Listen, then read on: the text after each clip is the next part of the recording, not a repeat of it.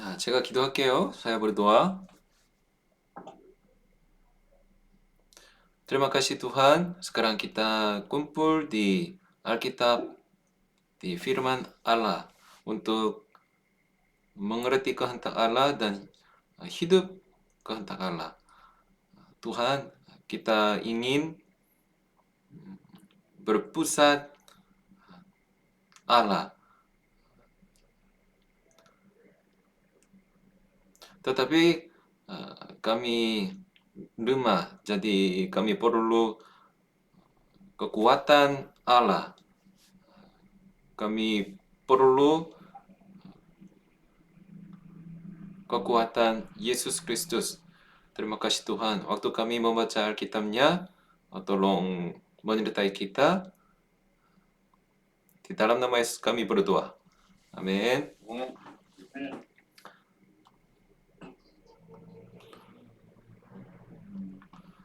자, 우두랑 setelah saya dan Tony dan Robi dan Abeng.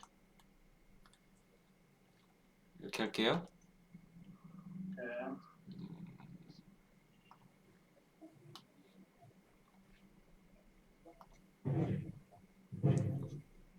자, 제가 먼저 읽습니다. Saya mulai.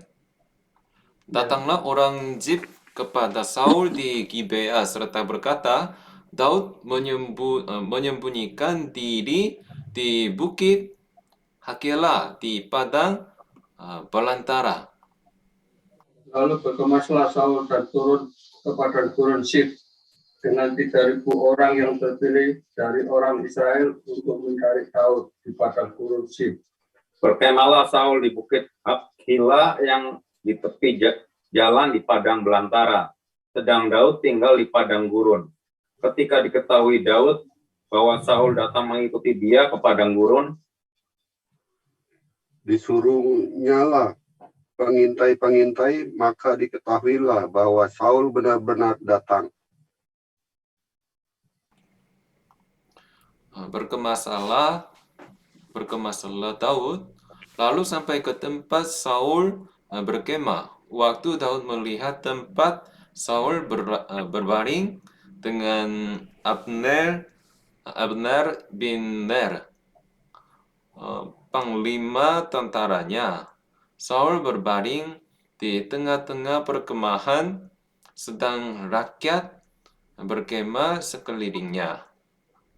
Berbicaralah Daud kepada Ahimelek, orang Het itu, dan kepada Abisai, anak Seruya, saudara Yoab. Katanya, siapa turun bersama-sama dengan aku kepada Saul ke tempat perkemahan itu? Jawab Abisai, aku turun bersama-sama dengan engkau. datanglah Daud dengan Abisai kepada rakyat itu pada waktu malam. Dan tampaklah di sana Saul berbaring tidur di tengah-tengah perkemahan, dengan tombaknya terpancung di tanah pada sebelah kepalanya, sedang Abner dan rakyat itu berbaring sekelilingnya. Lalu berkatalah Abisai kepada Daud, pada hari ini Allah telah menyerahkan musuhmu ke dalam tanganmu. Oleh sebab itu, izinkanlah kiranya aku menancapkan dia ke tanah dengan tombak ini. Dengan satu tikaman saja, tidak usah dia aku tancapkan 2 kali. Tetapi kata Daud kepada Abisai, jangan musnahkan dia, sebab siapakah yang dapat menjamah orang yang diurapi Tuhan dan bebas dari hukuman? Tetapi kata Daud, demi Tuhan yang hidup, niscaya Tuhan akan membunuh dia, entah karena sampai ajalnya dan ia mati, entah karena ia pergi berperang dan hilang lenyap di sana. Kiranya Tuhan menjauhkan daripadaku untuk menjamah orang yang diurapi Tuhan. Ambillah sekarang tombak yang ada di sebelah kepalanya dan kendi itu, dan marilah kita pergi. Kemudian Daud mengambil tombak dan kendi itu dari sebelah kepala Saul. Lalu mereka pergi, tidak ada yang melihatnya, Tidak ada yang mengetahuinya, tidak ada yang terbangun, sebab sekaliannya tidur, karena Tuhan membuat mereka tidur nyenyak. Setelah Daud sampai ke seberang, berdirilah ia jauh-jauh di puncak gunung, sehingga ada jarak yang besar antara mereka. Berserulah Daud kepada tentara itu dan kepada Abner bin Ner. Katanya, "Tidakkah engkau menjawab, Abner?" Maka jawab Abner, katanya, "Siapakah engkau ini yang berseru kepada raja?" Kemudian berkatalah Daud kepada Abner, "Apakah engkau ini bukan laki-laki? Siapakah yang seperti engkau di antara orang Israel? Mengapa engkau tidak mengawal tuanmu raja? Sebab ada seorang dari rakyat yang datang untuk memusnahkan raja, tuanmu itu." Tidak baik hal yang kau perbuat itu, demi Tuhan yang hidup, kamu ini harus mati. Karena kamu tidak mengawal Tuanmu, orang yang diurapi Tuhan itu. Sekarang lihatlah di mana tombak raja dan kendi yang ada di sebelah kepalanya. Saul mengenal suara Daud, lalu ia berkata, "Suaramu kah itu, anakku Daud?" Jawab Daud, "Suaraku, tuanku raja." Lalu berkatalah ia, "Mengapa pula tuanku mengejar hambanya ini? Apa yang telah kuperbuat? Apakah kejahatan yang melekat pada tanganku?" Oleh sebab itu, kiranya tuanku raja mendengarkan perkataan hambanya ini. Jika Tuhan yang membujuk engkau melawan aku, maka biarlah ia mencium bau korban persembahan. Tapi jika itu anak-anak manusia, terkutuklah mereka di hadapan Tuhan, karena mereka sekarang mengusir aku, sehingga aku tidak mendapat bagian daripada milik Tuhan, dengan berkata, "Pergilah, beribadahlah kepada Allah lain." Sebab itu janganlah kiranya darahku tertumpah ke tanah, jauh dari hadapan Tuhan, sebab Raja Israel keluar untuk mencabut nyawaku, seperti orang memburu seekor ayam hutan di gunung-gunung. Lalu berkatalah Saul, "Aku telah berbuat dosa. Pulanglah anakku Daud, sebab aku tidak akan berbuat jahat lagi kepadamu, karena nyawaku pada hari ini berharga di matamu. Sesungguhnya perbuatanku itu bodoh dan aku sehat sama sekali."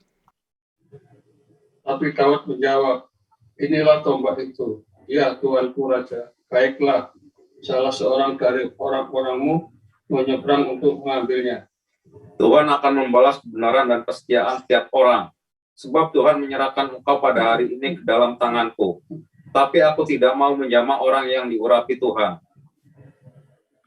Dan sesungguhnya seperti nyawamu pada hari ini berharga di mataku, demikianlah hendaknya nyawaku berharga di mata Tuhan, dan hendaknya ia melepaskan aku dari segala kesusahan.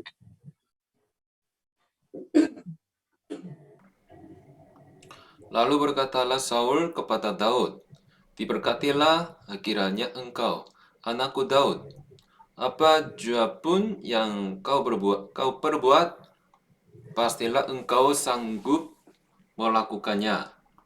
Lalu pergilah Daud meneruskan perjalanannya dan pulanglah Saul ke tempatnya. Amin. Pasal 27. Pasal 27 ayat 1. Tetapi Daud berpikir dalam hatinya, "Bagaimanapun juga pada suatu hari aku akan binasa oleh tangan Saul. Jadi tidak ada yang lebih baik bagiku selain meluputkan diri dengan segera ke orang Filistin. Maka tidak ada harapan bagi Saul untuk mencari aku lagi di seluruh daerah Israel, dan aku akan meluput dari tangan." Bersiaplah Daud, lalu berjalan ke sana. Ia dan ke-600 orang yang bersama-sama dengan dia itu kepada Akis bin Maok, raja kota Gad. Daud dan semua orangnya menetap pada Akis di Gad, masing-masing dengan rumah tangganya Daud. Dengan kedua orang istrinya, yakni Ahinoam, perempuan Israel, dan Abigail, istri Nabal, perempuan Karmel. Setelah diberitahukan kepada Saul bahwa Daud telah melarikan diri ke Gad, ia tidak lagi mencarinya. Berkatalah Daud kepada Akis, jika kiranya aku mendapat belas kasihanmu, biarlah diberikan kepadaku tempat di salah satu kota di tanah Arta, supaya aku tinggal di sana. Mengapa hambamu ini tinggal padamu di kota kerajaan ini? Maka pada hari itu Akis memberikan Siklak kepadanya.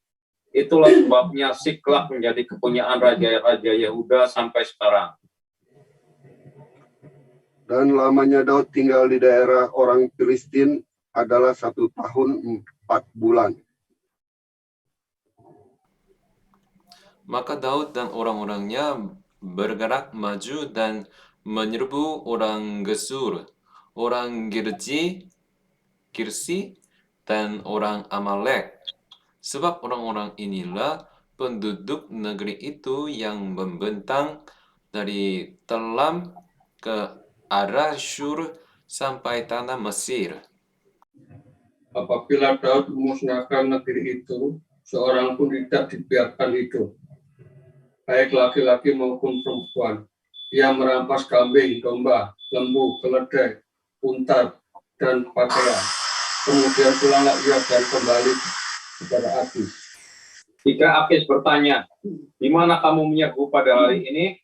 Maka jawab Daud, di tanah Negeb Yehuda, atau di tanah Negeb orang Yahrameel, atau di tanah Negeb orang Keni.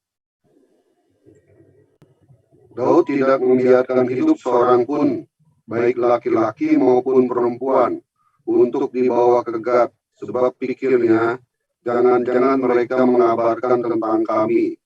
Dengan berkata, beginilah dilakukan Daud, itulah kebiasaannya selama ia tinggal di daerah Filistin. Tetapi Akis mempercayai Daud, sebab pikirnya, tentulah ia telah membuat diri dibenci di antara orang Israel.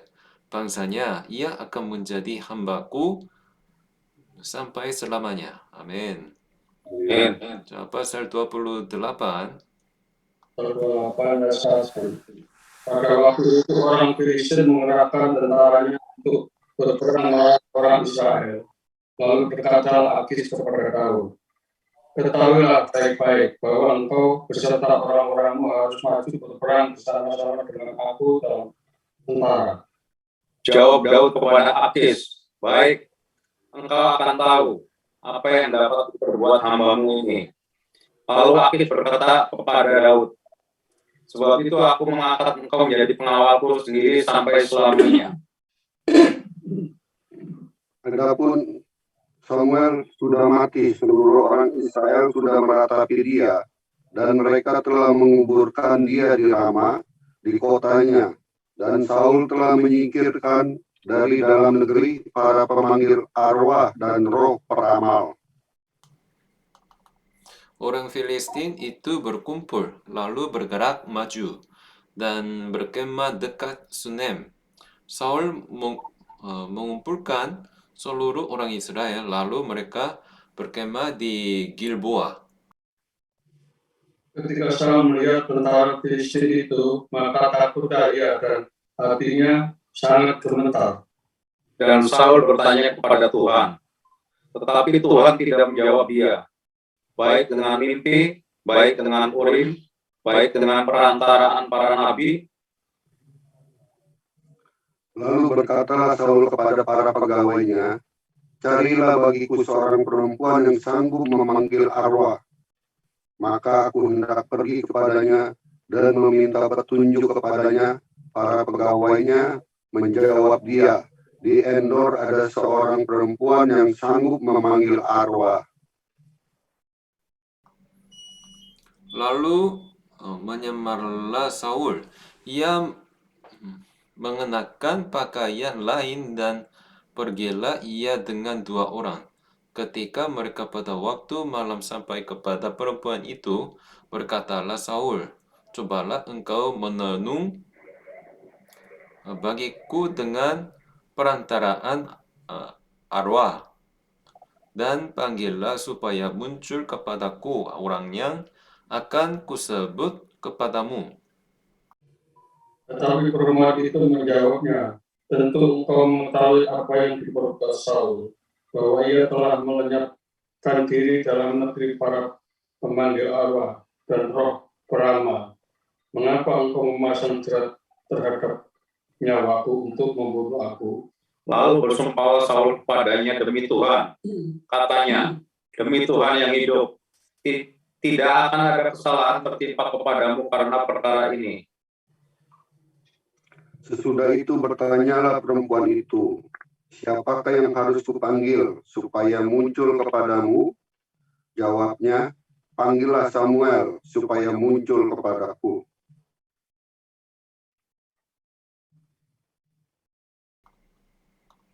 Ketika perempuan itu melihat Samuel, berteriaklah ia dengan suara nyaring. Lalu perempuan itu berkata kepada Saul, "Demikian, mengapa engkau menipu aku? Engkau sendirilah Saul." Maka berbicara raja kepadanya, janganlah takut, tetapi apakah yang dilihat? Perempuan itu menjawab Saul, aku melihat sesuatu yang ilahi muncul dari dalam bumi. Kemudian bertanyalah ia kepada perempuan itu, bagaimana rupanya? Jawabnya, ada seorang tua muncul, berselubungkan jubah. Maka tahulah Saul bahwa itulah Samuel. Lalu berlututlah ia dengan mukanya sampai ke tanah dan sujud menyembah. Sesudah itu berbicaralah Samuel kepada Saul, "Mengapa engkau mengganggu aku dengan memanggil aku muncul?" Kata Saul, "Aku sangat dalam keadaan terjepit. Orang Filistin berperang melawan aku, dan Allah telah undur daripadaku.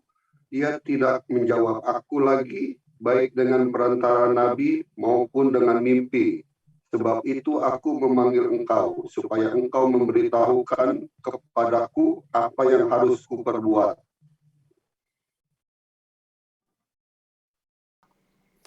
Lalu berbicaralah Samuel, "Mengapa engkau bertanya kepadaku? Padahal Tuhan telah undur daripadamu dan telah menjadi musuhmu." Tuhan telah melakukan kepadamu seperti yang difirmankannya dengan perantaranku, yakni Tuhan telah mengoyakkan kerajaan dari tanganmu dan telah memberikannya kepada orang lain, kepada Daud. Karena engkau tidak mendengarkan suara Tuhan dan tidak melaksanakan murkanya yang bernyala-nyala itu atas Amalek. Itulah sebabnya Tuhan melakukan hal itu kepadamu pada hari ini. Juga seorang Israel bersama-sama dengan engkau akan diserahkan Tuhan ke dalam tangan orang Filistin, dan besok engkau serta anakmu sudah ada bersama-sama dengan daku. Juga tentara Israel akan diserahkan Tuhan ke dalam tangan orang Filistin. Pada saat itu juga rebahlah Saul memanjang ke tanah sebab ia sangat ketakutan oleh karena perkataan Samuel itu. Juga tidak ada lagi kekuatannya, karena sehari semalam itu ia tidak makan apa-apa.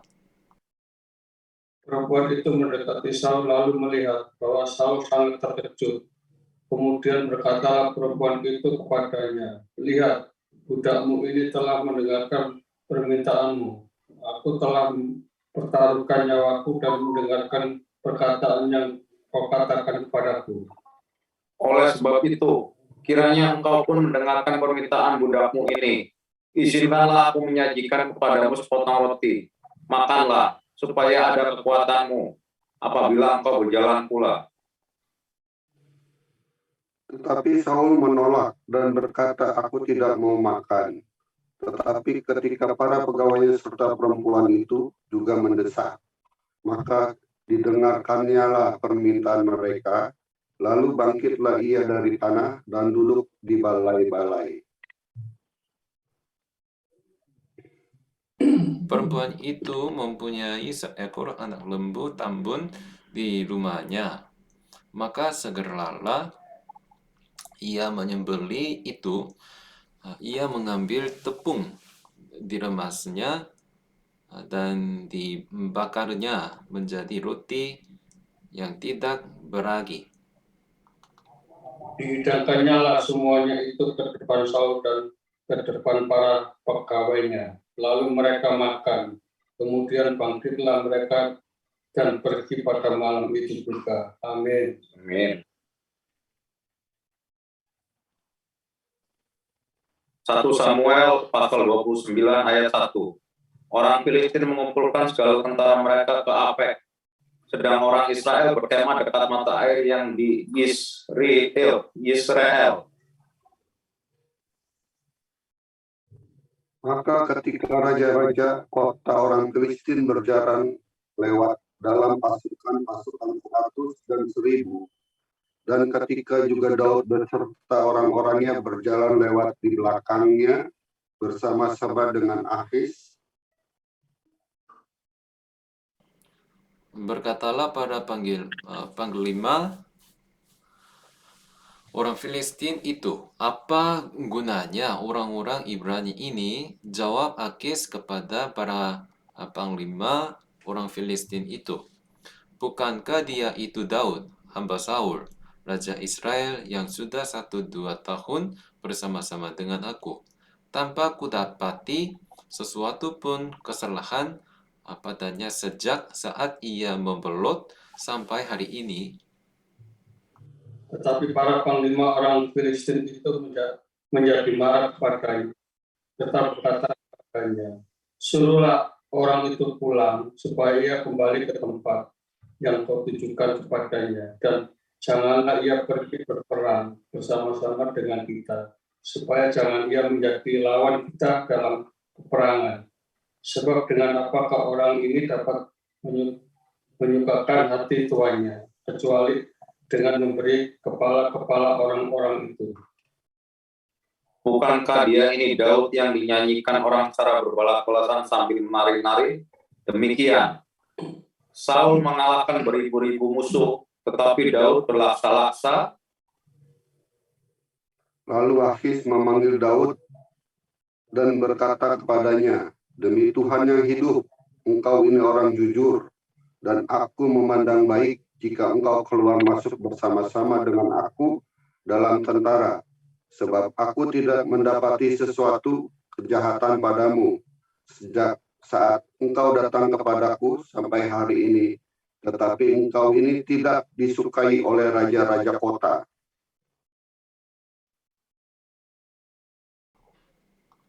Sebab itu pulanglah, pergilah dengan selamat, dan jangan lakukan apa yang jahat di mata raja-raja kota orang Filistin itu. Tetapi Daud berkata kepada Akis, "Apa yang telah kau perbuat, dan kesalahan apa yang kau dapati pada hambamu ini? Sejak saat itu aku menjadi hamba kepadamu sampai hari ini, sehingga aku tidak boleh ikut pergi berperang melawan musuh tuanku raja." Lalu Akis menjawab Daud, "Aku tahu, engkau ini memang kurupai seperti utusan Allah. Hanya, para panglima orang Filistin telah berkata, ia tidak boleh pergi berperang bersama-sama dengan kita." Jadi bangunlah pagi-pagi beserta orang-orang tuanmu ini yang datang bersama-sama dengan engkau. Bangunlah kamu pagi-pagi, segera sesudah hari cukup terang bagimu, dan pergilah.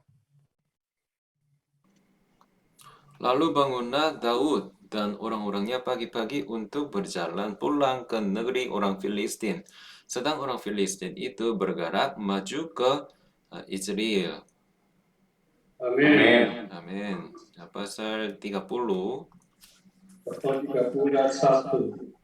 Ketika Daud serta orang-orangnya sampai ke Siklag, pada hari yang ketiga, orang Amalek telah menyatukan Geb dan Siklag. Siklag telah dikalahkan oleh mereka dan dibakar habis. Perempuan-perempuan dan semua orang yang ada di sana, tua dan muda, telah ditawan mereka dengan tidak membunuh seorang pun. Mereka menggiring sekaliannya, kemudian meneruskan perjalanannya. Ketika Daud dan orang-orangnya sampai ke kota itu, tampaklah kota itu terbakar habis, dan istri mereka serta anak mereka yang laki-laki dan perempuan telah ditawan. Lalu menangislah Daud dan rakyat yang bersama-sama dengan dia itu dengan nyaring, sampai mereka tidak kuat lagi menangis. Juga kedua istri Daud ditawan, yakni Haninoam, perempuan Yisrael, dan Abigail, bekas istri Nabal, orang Karmel itu. Dan Daud sangat terjepit, karena rakyat mengatakan hendak melempari dia dengan batu. Seluruh rakyat itu telah bersedih hati, masing-masing karena anaknya laki-laki dan perempuan. Tetapi Daud menguatkan percayaannya kepada Tuhan Allahnya. Lalu Daud memberi perintah kepada Imam Abiatar bin Ahimelek, bawalah efod itu kepadaku, maka Abiatar membawa efod itu kepada Daud. Kemudian bertanyalah Daud kepada Tuhan, katanya, haruskah aku mengejar gerombolan itu?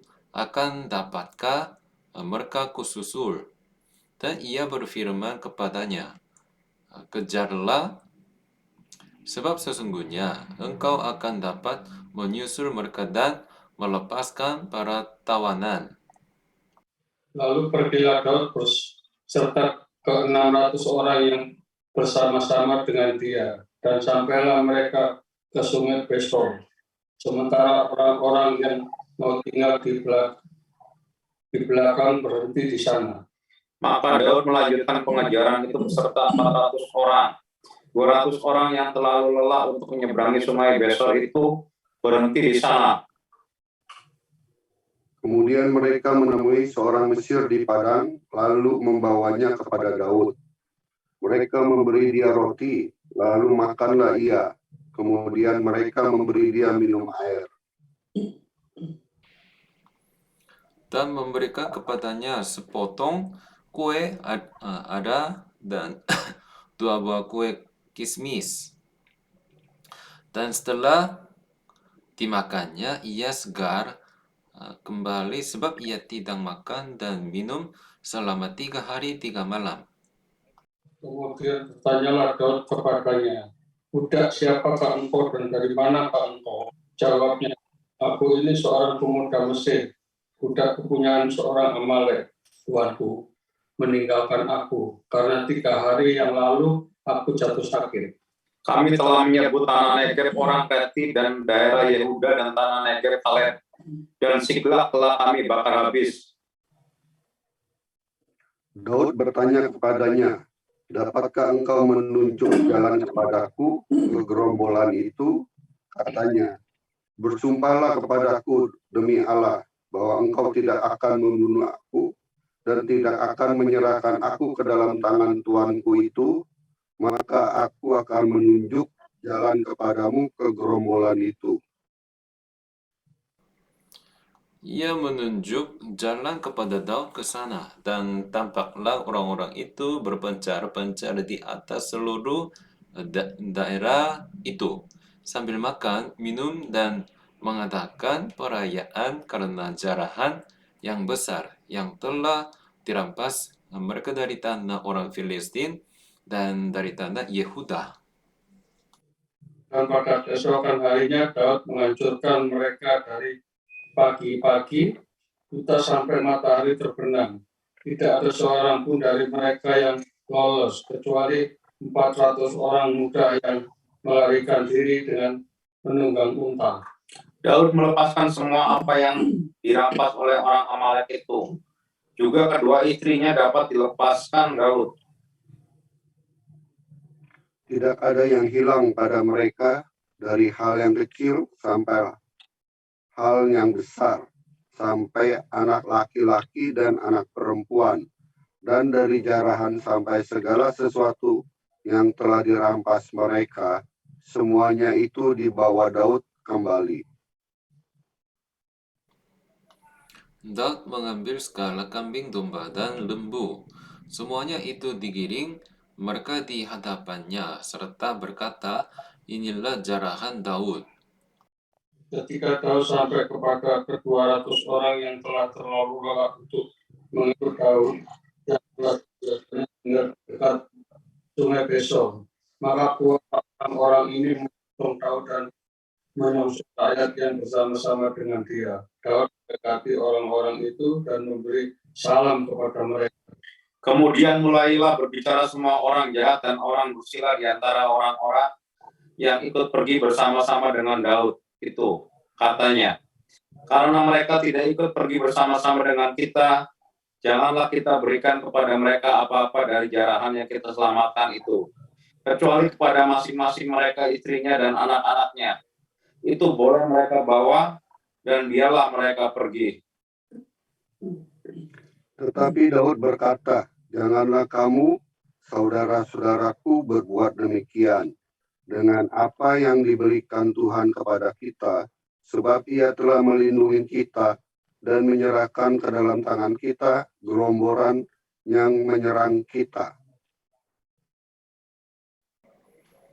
Siapa yang mau mendengarkan kamu dalam perkara ini? Sebab bagian orang yang tinggal di dekat barang-barang adalah sama seperti bagian orang yang pergi berperang itu akan dibagi sama-sama.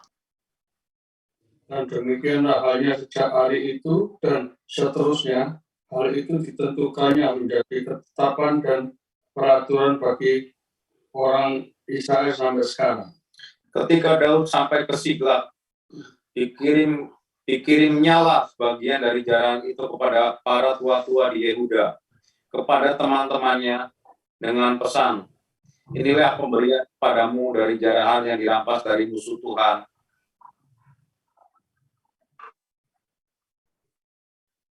Yakni kepada orang di Betel, kepada yang di Ramot, di tanah selatan, kepada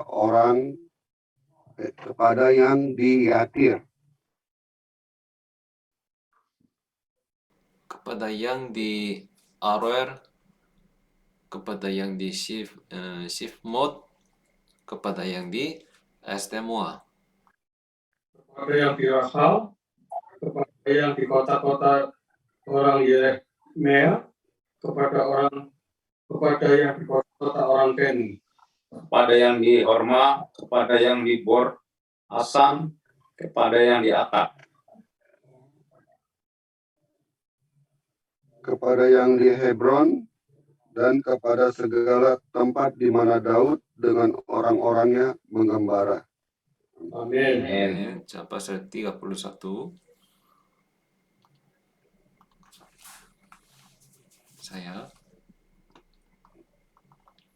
Sementara itu orang Filistin berperang melawan orang Israel.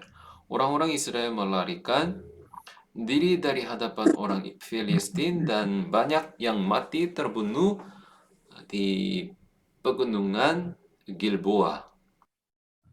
Orang Filistin terus mengejar Saul dan anak-anaknya dan menewaskan Yonatan, Abibadak, dan Malkisua, anak-anak Saul. Kemudian makin beratlah pertempuran itu bagi Saul. Para pemanah menjumpainya dan melukainya dengan parah. Lalu berkatalah Saul kepada pembawa senjatanya, "Unuslah pedangmu dan tikamlah aku, supaya jangan datang orang-orang yang tidak bersunat ini menikam aku dan memperlakukan aku sebagai permainan." Tetapi pembawa senjatanya tidak mau karena ia sangat segan. Kemudian Saul mengambil pedang itu dan menjatuhkan dirinya ke atasnya.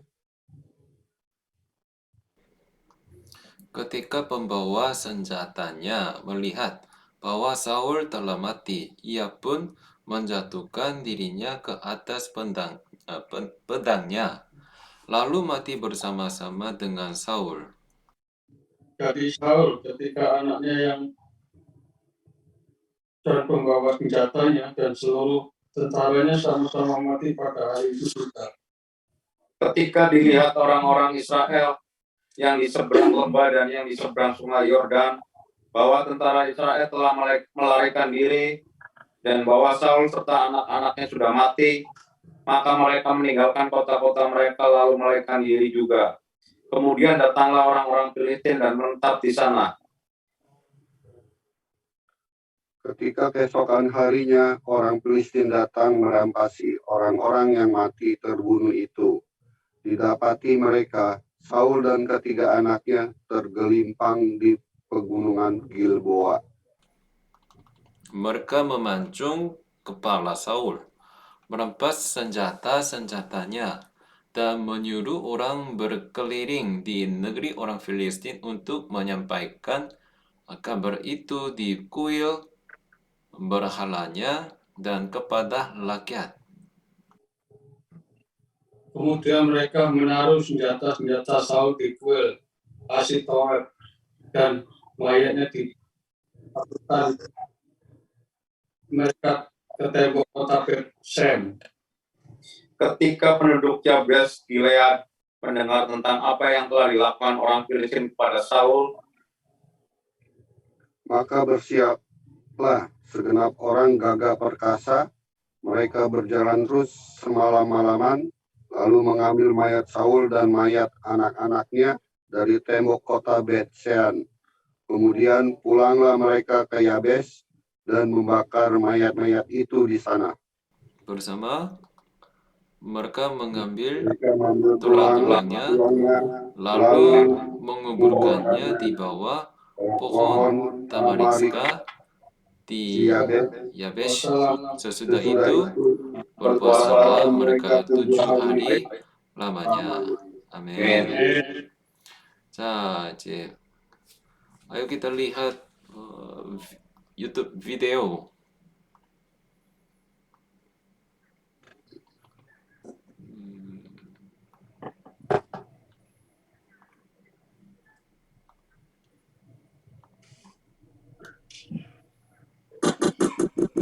자, 화면 보여요?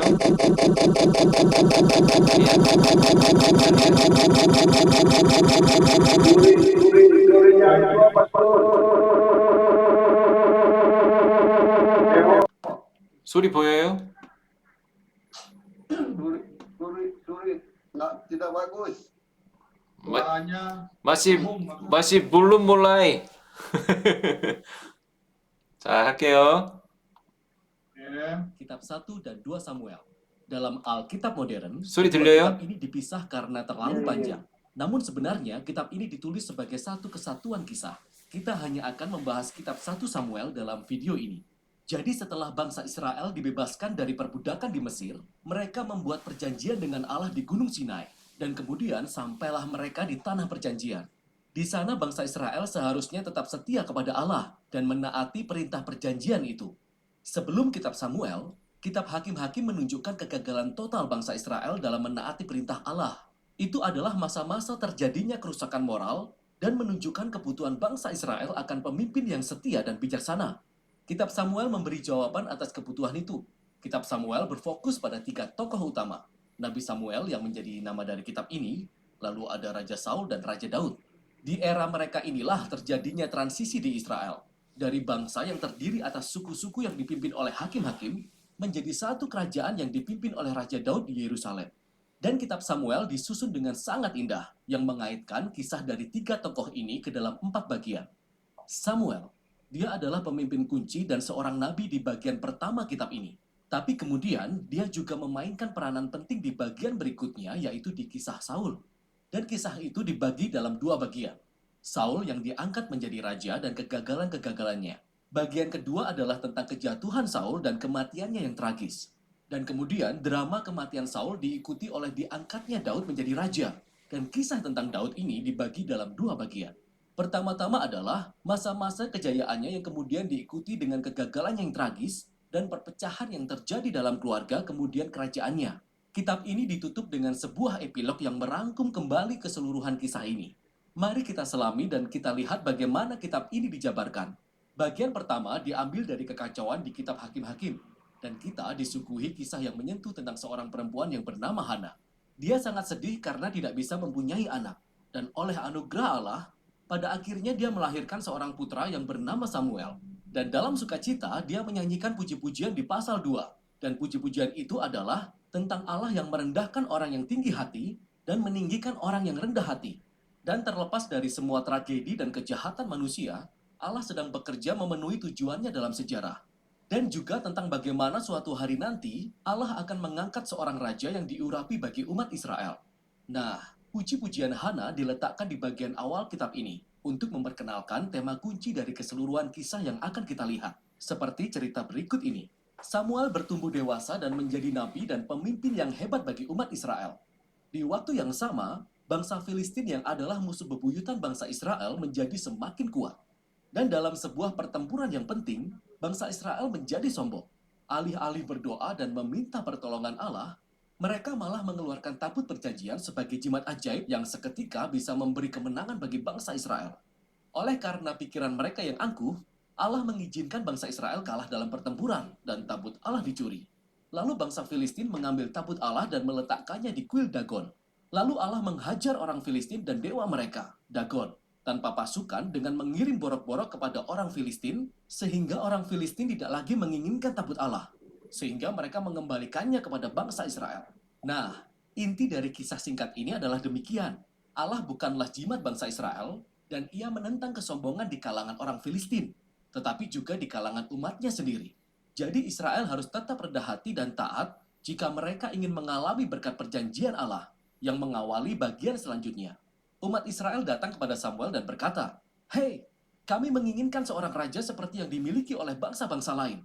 Pergilah dan temukan seorang raja untuk kami." Perkataan itu mengesalkan Samuel. Maka Samuel datang untuk berkonsultasi dengan Allah dan Allah berkata, "Ya, motivasi mereka keliru. Tetapi jika mereka menghendaki seorang raja, berikanlah saja kepada mereka." Dan kita diperkenalkan pada sosok Saul. Saul adalah sosok yang tragis karena dia terlihat sangat menjanjikan di awal cerita. Dia tinggi dan elok rupanya. Dia adalah kandidat yang sempurna untuk dijadikan raja. Namun dia memiliki karakter yang buruk. Dia tidak jujur, tidak berintegritas, dan tampaknya dia tidak mau mengakui kesalahannya sendiri. Sehingga sifat buruknya inilah yang menjadi alasan kejatuhannya. Saul memenangkan beberapa pertempuran pada awalnya, tetapi kekurangannya semakin menjadi-jadi. Dia akhirnya mendiskualifikasi dirinya dengan cara terang-terangan tidak menaati perintah Allah. Sehingga Samuel yang sudah tua menentang Saul dan bangsa Israel. Dia sudah mengingatkan bangsa Israel bahwa mereka akan menikmati kejayaan di bawah pemerintahan raja yang rendah hati dan setia kepada Allah. Sebaliknya, raja Israel akan membawa kepada kehancuran. Jadi Samuel memberitahu Saul bahwa Allah akan mengangkat seorang raja baru untuk menggantikannya. Dan kejatuhan Saul dimulai ketika di saat yang bersamaan, Allah sedang bekerja di balik layar untuk mengangkat raja yang baru. Adalah seorang gembala biasa yang bernama Daud. Dia kandidat yang paling tidak diperhitungkan untuk menjadi raja. Namun cerita populer mengenai Daud dan Goliat menunjukkan bahwa pilihan Allah atas Daud tidak didasarkan pada status keluarga, tetapi hanya berdasarkan kepercayaan yang radikal dan penuh kerendahan hati di dalam Allah Israel. Demikianlah kisah ini menjadi perwujudan tema puji-pujian Hana. Saul dan Goliat yang tinggi hati direndahkan, sementara Daud yang rendah hati ditinggikan. Di sini kita menyaksikan Saul mulai dikuasai oleh amarahnya, sementara Daud diangkat menjadi raja. Jadi Daud mulai bekerja kepada Saul sebagai panglima perang, dan dia memenangkan semua pertempuran dan memperoleh ketenaran. Lalu Saul menjadi cemburu dan dia mulai mengejar Daud, memburu dia dan berusaha untuk membunuhnya. Daud tidak melakukan kesalahan apapun, dan dia terus melarikan diri dan menunggu di padang gurun. Disinilah kita melihat karakter Daud yang sesungguhnya. Dia memiliki banyak kesempatan untuk membunuh Saul, namun dia tidak melakukannya. Daud tetap percaya bahwa terlepas dari kejahatan Saul, Allah akan membangkitkan raja baru bagi umatnya. Yang juga menarik adalah, kebanyakan syair-syair Daud yang bisa kita baca di kitab Mazmur berhubungan dengan masa-masa ini dalam kehidupannya. Dan syair-syair itu mengekspresikan sikap percaya yang sama. Dan bagian kitab ini diakhiri dengan kematian Saul yang mengerikan setelah kalah dalam peperangan melawan bangsa Filistin. 1 Samuel menceritakan beberapa kisah yang paling rumit yang pernah kita temukan di dalam Alkitab. Dan karakter Saul dan Daud digambarkan dengan sangat realistis. Dan penulis menempatkan kisah mereka sebagai pembelajaran karakter. Sehingga kita dapat merefleksikan karakter kita melalui mereka. Jadi dalam kisah Saul, kita melihat sebuah peringatan.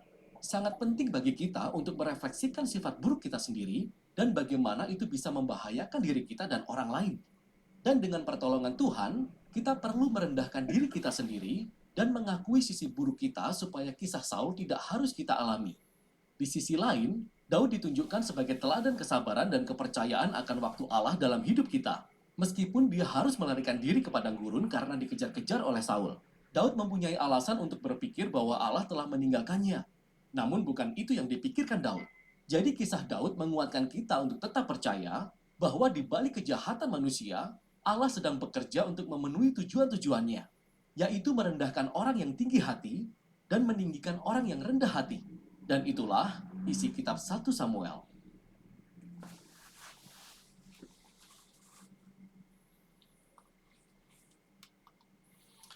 자, 어떠셨어요?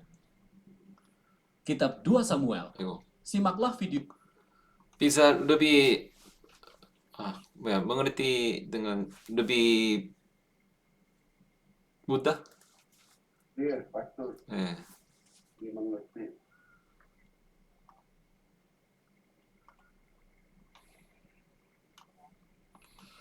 오케이.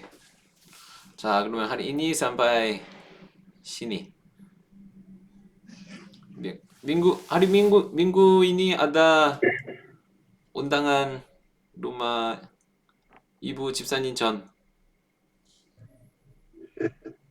Ya, mudah-mudahan tidak ada kerjaan, pastor.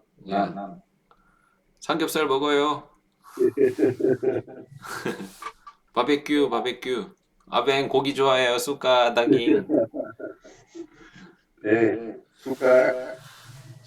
그래요. 자, 그럼 우리 mari kita berdoa doa Bapa kami. Bapa kami yang di surga, dikuduskanlah namamu, datanglah kerajaanmu, jadilah kehendakmu di bumi seperti di surga. Berikanlah kami pada hari ini makanan kami yang secukupnya, dan ampunilah kami akan kesalahan kami, seperti kami juga mengampuni orang yang bersalah kepada kami. Dan janganlah membawa kami ke dalam pencobaan, tetapi lepaskanlah kami daripada yang jahat, karena Engkaulah yang mempunyai kerajaan dan kuasa dan kemuliaan sampai selama-lamanya. Amin. 자, 수고했어요. Sampai jumpa. Tuhan memberkati. Ya, Tuhan memberkati.